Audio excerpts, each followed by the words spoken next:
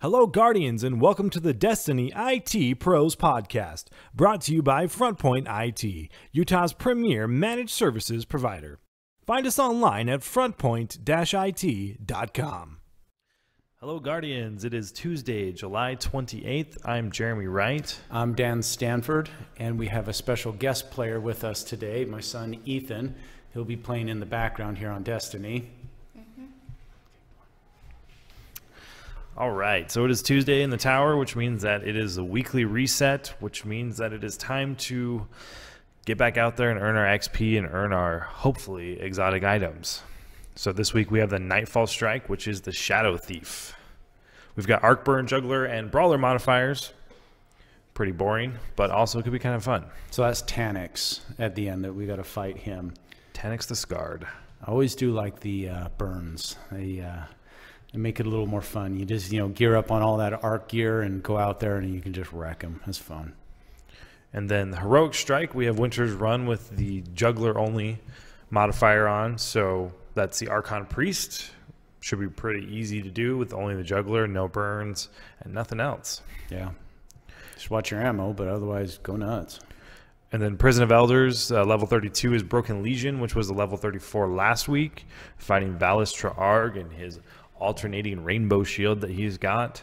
And then level 34 is Urox's Grudge, so Urox the Flame Prince and his Angry Fire Burn on the ground. Oh, yes. Jump like mad, Guardians. Pretty much. So this week, we're going to be talking about the weapons update. Again, not the Destiny 2.0 patch, but Bungie a couple days ago released their update for some of the details of the armory that's coming out in the Taken King DLC. So they released the new weapon foundries that we're getting. So they are the different companies, basically, I guess you could say companies, that are creating weapons for Destiny. I've got a quote here at the beginning off of the announcement. At its heart, Destiny is a shooter. You want to journey to the stars and reclaim your lost worlds from hostile takeover. A Guardian can't solve every problem with space magic. Being a warlock, I always enjoy space magic. You'll need guns. The Taken King features the largest armory any Guardian has ever seen, and that includes the original launch of the game last year. That is pretty big statement. Mm-hmm. So more guns that are being released with Taken King than were in the original game. So we should essentially be doubling our arsenal at this point. And of course, there'll be a ton of rare and common and type of gear also. But it will does they make you actually wonder. Have rare or uncommon gear? What would the point of that be? Excellent. Because if you're already past level 20, which you should be if you're doing the Taken King, right? There's not going to be any lower level missions. Why would they release any uncommon or rare gear? We should only have legendary. But why not let it trickle down? For a new Guardian that's starting up, you're starting a new character. Would it really matter? I don't know. Anyway, interesting. That's I assume that. It would be, common and rare type gear, but perhaps not.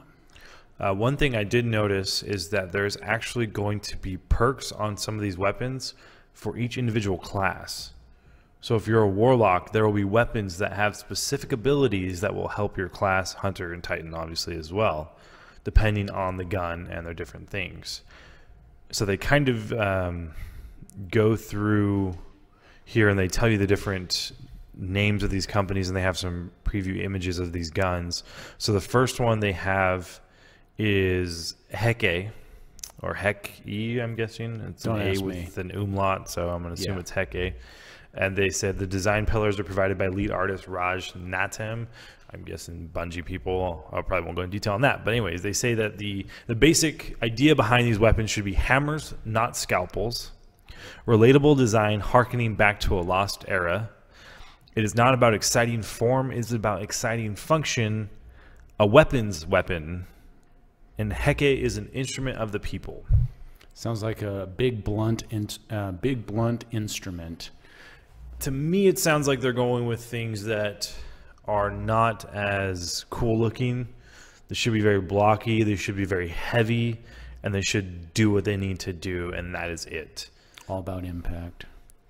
So what they kind of released a few images of the basic weapons here. They're models, I'm assuming. I'm guessing they're not like actual ones that will be in the game. They're kind of bland. They kind of look like CG rendering, kind of what the programmers would be working on. But then they do include an image of a Guardian holding it. And, you know, one bit that you can kind of get out of that is look at the Guardians that are holding them. And it makes me wonder if we're getting a little sneak preview at some new gear. Well, we definitely are. I was noticing Guardians. that as well. Yeah. What I like, though, is that they've kind of grouped together these weapons, and they've like kind of gentrified the stats on those weapons. So the Heke tools are a solid foundation for growing the weapon. They all start with a tightly focused band of base stats that don't spike as high or as low as other weapon families, according to their description. So they're going to be good all around guns, is what it sounds like to me. Yeah. So your stability, your impact, and all of those things will be very much even throughout all the different kinds of weapons, as opposed to having a weapon with a really high stability and a really low impact and vice versa, all that kind of stuff. They'll all be kind of the same as they go across there. Interesting. I can see that.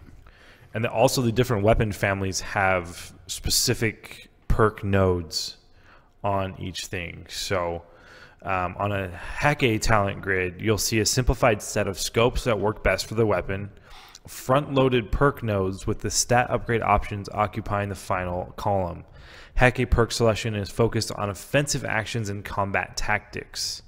Heke pulse rifles fire a burst of 4 rounds as opposed to 3, with the damage adjusted to match the DPS of a 3-round burst, meaning the pulse rounds do less individual damage but are equal as a group, and fire time between bursts is slightly faster. So they've It'd be fun to play with. changed the entire thing there. Yeah. I'm looking at the weapons here from Heke. They're really boring, very industrial looking, which is fine. I think that's what they're going for. But we'll see what they look like when they're done, when they're skinned, and when they have the different types of weapons with the names on them and things like that. The next group that we have, manufacturer, or whatever you want to call it, is Omalon. And it says, experimental, bordering on irresponsible, powered by barely understood technology, a fusion of the mad scientist and product engineer of the new frontier. Hallmark is the liquid ammo displays and Omalon power cells, and Omalon is the future returned. So it says that Omalon is pioneers of energy weaponry. This sounds to me like these are going to be where you're going to get your elemental damages from. They are the ones that are going to have your solar, your arc, and your void elemental damages on your primaries. But it sounds like there's going to be a big trade-off, though. You know, when they're talking about, you know, experimental and, you know, borderline irresponsible, I wonder what the, you know, is the recoil of the gun just going to be completely bonkers, but then it's going to have, you know, say, you know, solar damage or something along those lines. I don't know. It'll be interesting to see. It'll be fun. So what they say is that they're the first foundry to experiment beyond the world of combustion ballistics. So standard weapons, I guess, standard old weapons from the long, long time ago, as in now. They sport lighter ergonomic frames. Omalon weapons all start with generous base handling stats to build from, so they're going to have high stability.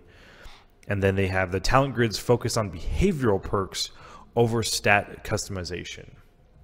So to me, that sounds like the weapons are going to have your fireflies, they're going to have your outlaw modifiers, and all of the different things that are more behavioral in the game, as opposed to being able to increase the impact or increase the stability or the range or any of those stats on the weapon. It's going to instead focus on something crazy or weird that it can do for you as a Guardian. So it sounds like, you know, the guns will be they'll want to be used in a particular way, and if you do that, then sounds like they'll be rather interesting. And then it says that the legendary talent grids are the only weapons that offer 3 perks. One as the first non-scope upgrade. So it'll be either before the scope upgrade on the talent tree or after that. Wow. And 2 as a binary choice in the final column. Perk selection favors perks that are energy based and or go beyond the weapon to interact with the wielder's abilities or status. So they will be the ones that are going to be geared towards the class specifics. Imagine a gun that would affect your grenades. Yeah. You know, that would alter your grenades, or a gun that would alter your super and cause it to behave differently. That's an interesting little variable. Right. And they also, I'm trying to figure out what it says, that the non-scope upgrade and 2 as a binary choice in the final column. So you're going to have to pick between the two? Yeah. Okay. That's what I was thinking. I guess you can, you know, jump back and forth, kind of almost like your ability tree on your character. Mm-hmm. You know, you pick one or the other. That's what I was figuring, but I wasn't quite sure. And then these ones, they show the weapons here, and the image that they show has a gun firing arc damage, which is another one of the reasons that I thought that. They look interesting, very experimental. The sniper rifle looks like a rectangle with a trigger, which is kind of cool, I guess. All of this you can find on Bungie's news forum and get that type of information. Right. They also have, then of course we see another familiar name here. We have Suros listed here. Yes, Suros regime. I'm very familiar with that weapon. Well, then we have lots of other weapons designed by Suros. And it says, "This is my sword. Function is a given. It must be given form. Design is honed precision. Every curve, every line, every chamfer speaks to the Suros philosophy. And Suros is elegance amidst brutality." Which is a very strange way of describing weapons, I guess. It's Well, like when you look the at like Apple of weapons. yeah. Well, you look at like Suros regime, and it's this very like smooth gun, you know, smooth edges and all that. It's kind of futuristic, almost kind of like if you would, like a laser gun or something. It reminds me kind of that design philosophy. The things that I don't enjoy about these new weapons, as I'm looking at all of them, there's nothing like really cool. But again, these are the base like 3D models I'm assuming they're working from.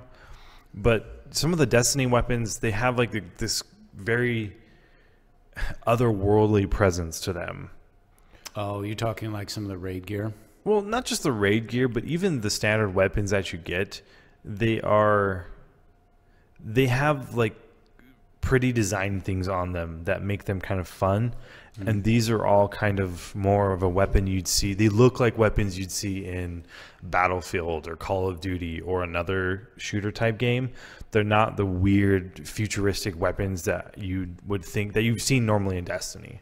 Well, I would put in that these are manufactured weapons. You know, these are created by these, you know, obviously these fake companies in Destiny, but yeah, I'm assuming that the more unusual type gear will be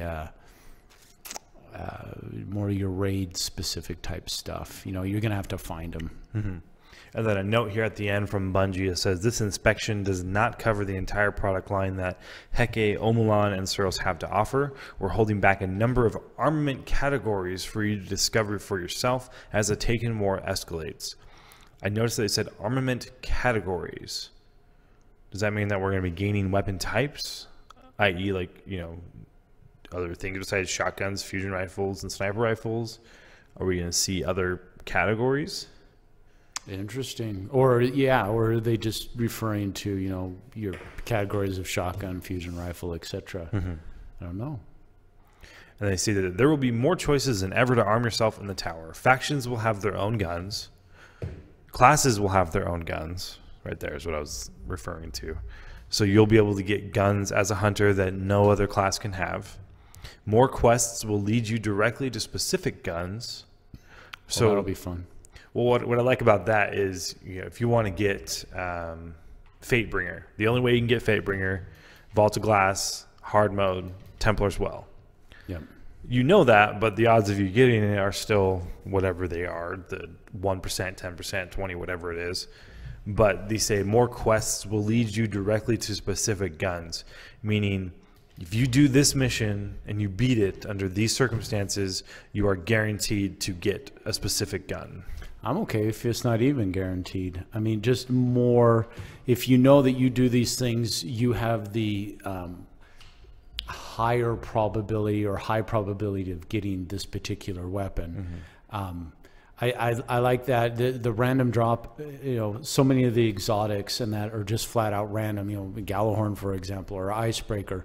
There's really nothing that you can do in particular other than just simply play the game to get those weapons.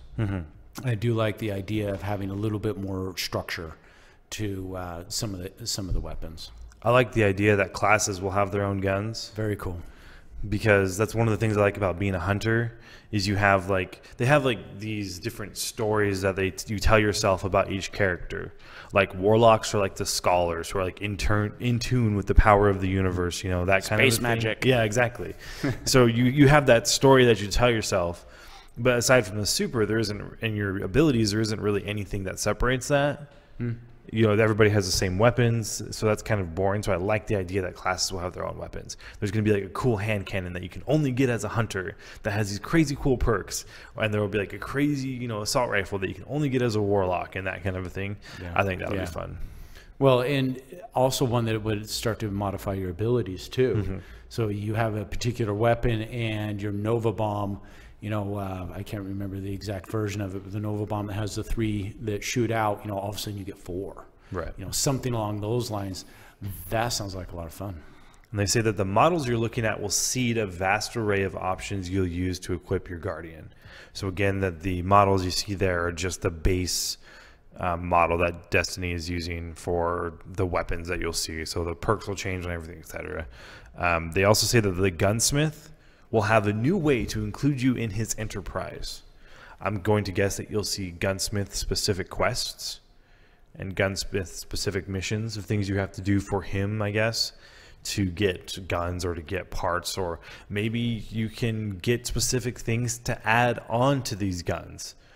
Like you can add a new perk to like an attachment, you know, that does something to your weapon.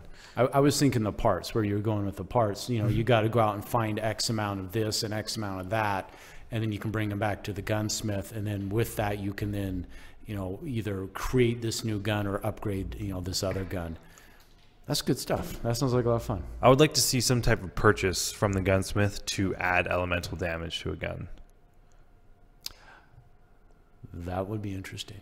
Like some type of, it can't be a glimmer purchase. It has to be some weird consumable that you get, not like incredibly difficult, but you know, something like etheric light that you have to use to, if you can add arc, it's random. You can't pick which one, but you get an elemental damage thrown onto a weapon that is normally kinetic.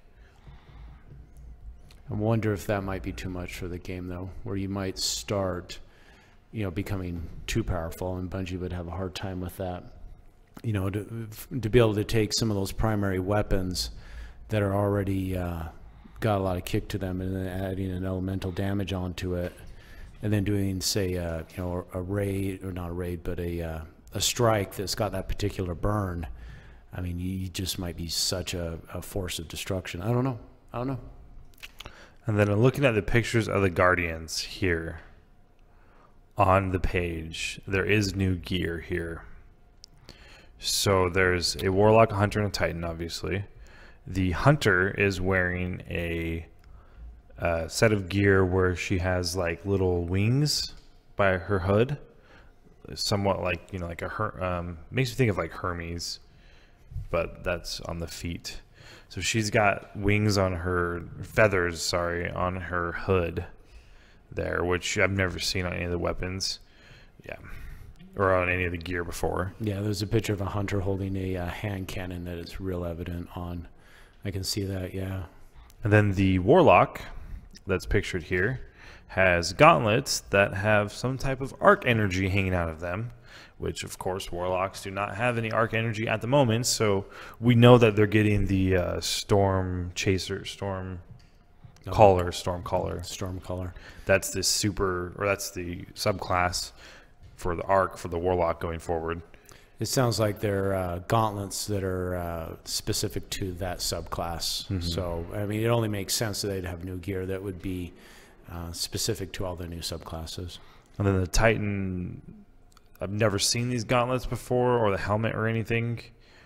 I don't know what they would be. I'm assuming they would be for the solar dude, so that's that.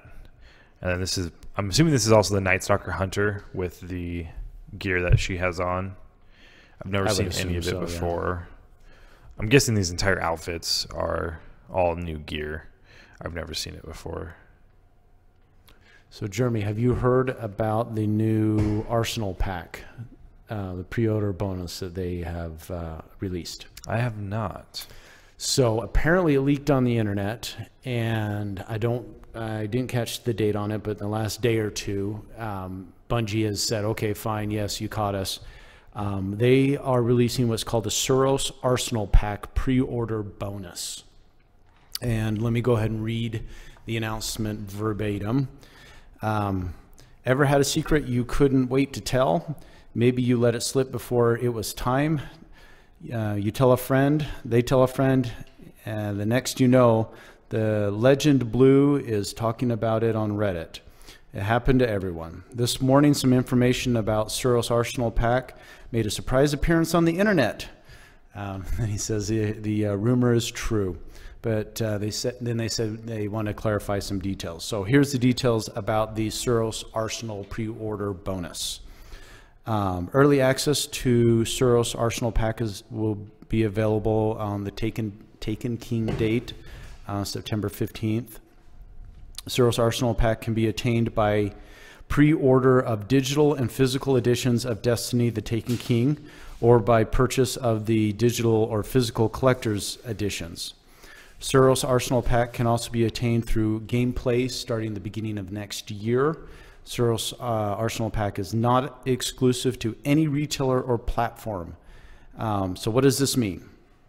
The offer will be available to all players to all players, including those outside the United States. This includes pre-order of the $40 and $60 editions, not just the collector's edition. And yes, if you have pre-ordered, you qualify for the edition, you are included.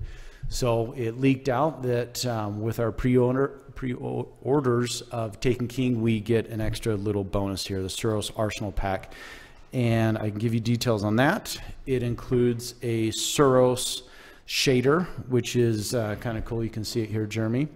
It includes a Suros fire emblem, which is kind of cool, again. So it's kind of an orange and white shader.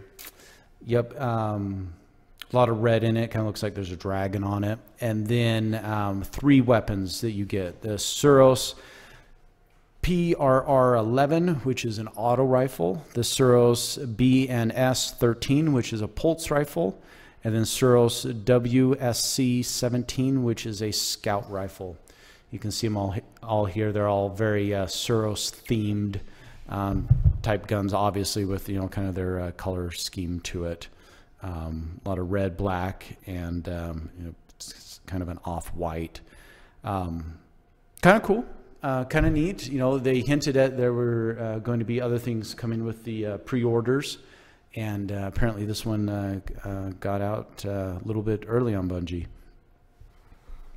Cool. We'll have that whenever it's available then. Yes. Well, with Taken King on the 15th. Right. I wish they would give us something early.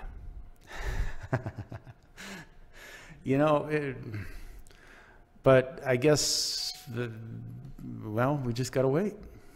Why can't we get something early? That's all I want. I want something, just like one gun. Just let one gun slip through the cracks so we can get early. Why don't they do that? Don't understand. One of the things on the Suros stuff, by the way, so the Suros weapons they believe in options, weapons that can be repurposed for a variety of combat situations. Suros talent grids offer 2 columns of 2 stat perks, granting more options for changing weapon stats than any other foundry. The single behavior perk is grounded in the middle of the talent grid as a focus point for the weapon's core potential. If you want a weapon that can flex from close quarters to range, quick to powerful, fast handling to hard hitting, all with the swap of a few nodes. Suros is the answer.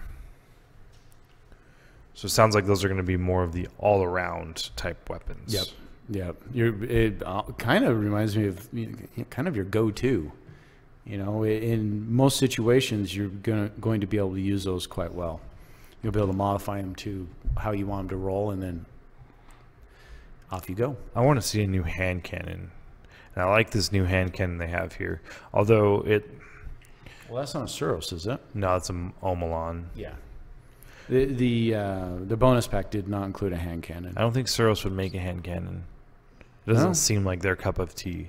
Just the 3 rifles. Yeah. These are not like true hand cannons, though. I kind of regret the choice of the name hand cannon for that category. Just be revolver. Well, that's what I'm saying. The one that they released, this new one in the Omelon, looks more like a tactical, like 9mm or a Glock or something. You still got a revolver. A small little revolving chain. Hand cannons, like an afterthought. Huge, like 50 caliber handgun is what that should be. That's what they give you too. Like when they give you the Last Word, or they give you like Fatebringer and those guns, or Thorn. They're these massive guns that are like heavy. They're bulk. They feel like a cannon. Yeah. Not like a tactical issue gun. Yeah. Like the sidearm class that they gave you, the Vestian Dynasty. That's more like a tactical pistol. Yeah. And that's what that reminds me of. Which is fine, but I think that they should have named it like not hand cannon, but like pistol or something along those lines. Oh, wait until you get it. Wait until you can actually get out there in the field and use it in the wild. I'm just saying visually. Oh, okay, sure. The name of it doesn't quite fit. I'm on the fence about this Omelon sniper rifle too, man. That thing is weird. I think it's kind of cool. Yeah, it does. It looks like a great big triangular wedge. Yeah, that's all it is. With a scope on it, and then like a little triangle coming down for a handle. I can hear the sound that it makes already. Pew!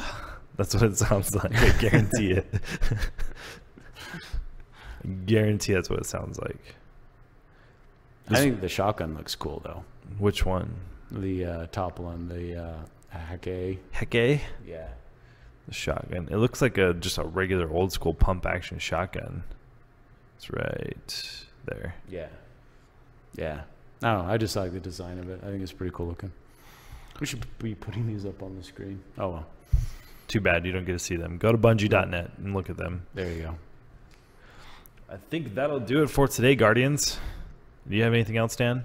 Nope. I'm good. As always, this podcast is brought to you by FrontPoint IT, Utah's premier managed service provider. Visit us online at frontpoint-it.com. Thanks for checking it out, guys, and have a great day. I am Mutant Entree.